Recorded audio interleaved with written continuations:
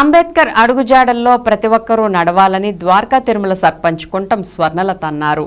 మండల కేంద్రమైన ద్వారకా తిరుమల సచివాలయం వద్ద ఆదివారం అంబేద్కర్ జయంతి వేడుకలను ఘనంగా నిర్వహించారు.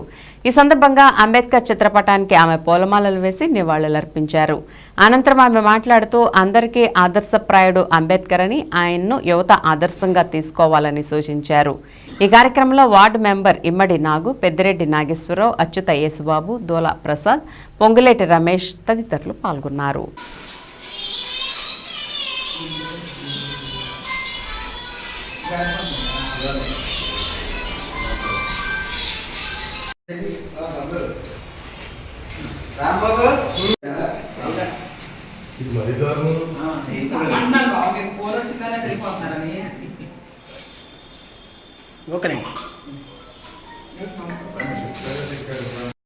బాగా చెప్తారండి. మన ఇందులో మన ఊళ్ళో ఇబ్బంది అవ్వదు.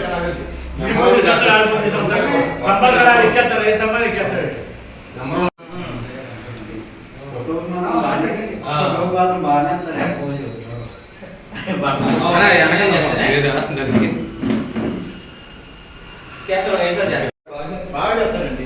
మన ఇందులో మన ఊళ్ళో ఇబ్బంది అవ్వదు.